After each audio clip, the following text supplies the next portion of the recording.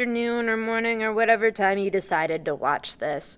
If you are watching this, you are either full online or just weren't here the day that we took notes, either the second or the third.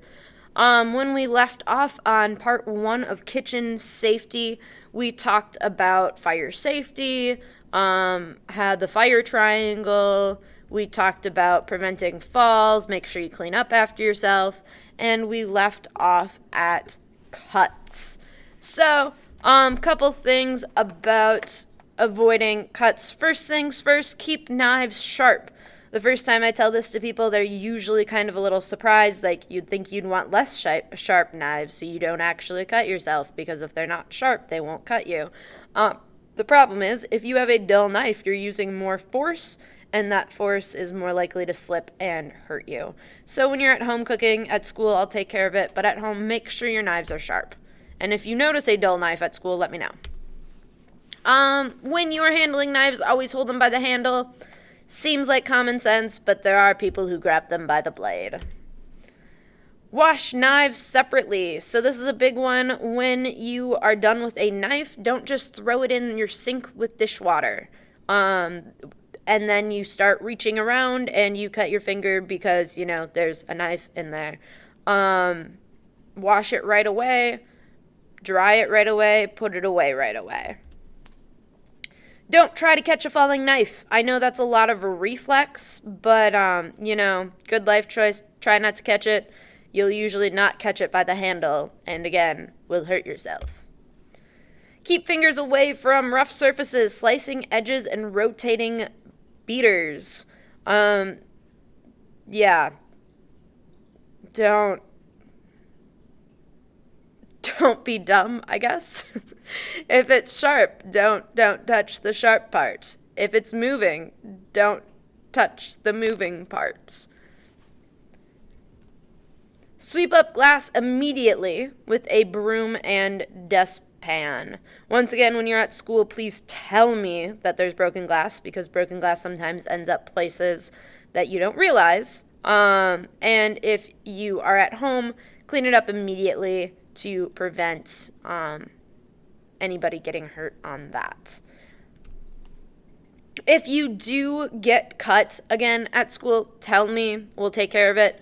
But if you're at home, clean the cuts by running it with warm water. Apply pressure if it's heavy bleeding. Apply antibacterial cream or spray. If it's a mild cut, just make sure you wash it out. Bandage with a clean gauze or Band-Aid. Common things. I'm sure you've all scraped a knee or something by this point. Deeper cuts, obviously, we're more concerned about than like a scrape. But, yeah, once again, don't be dumb.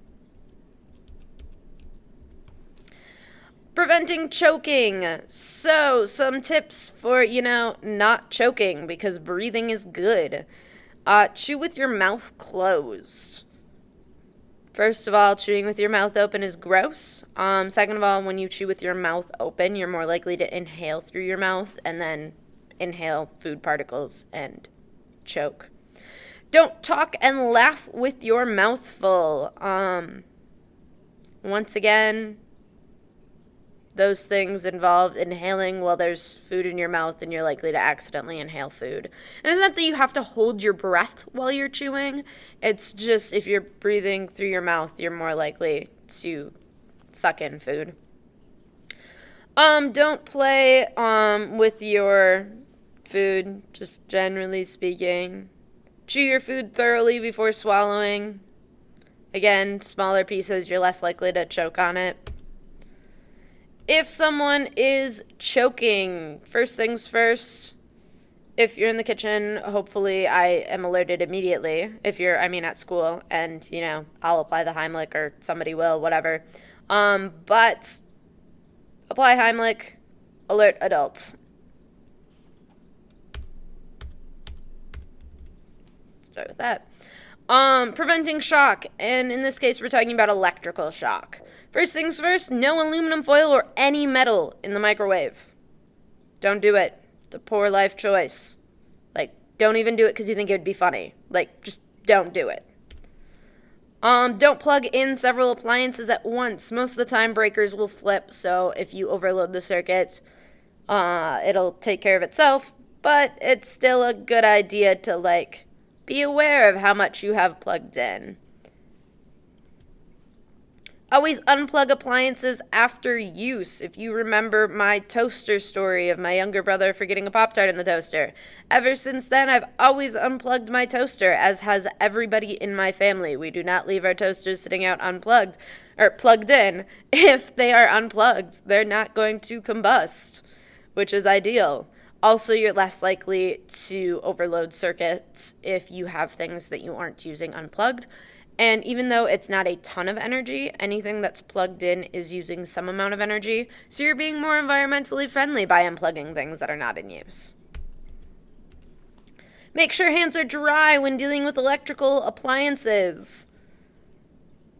Again, on paper it seems like common sense, but it's also really easy to be like washing dishes and you turn and you see the blender's still plugged in, and so you unplug the blender while your hands are sopping wet. Don't do that. Just don't do that. Keep all electrical appliances and cords away from water.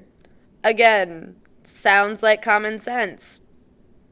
But sometimes common sense is not common.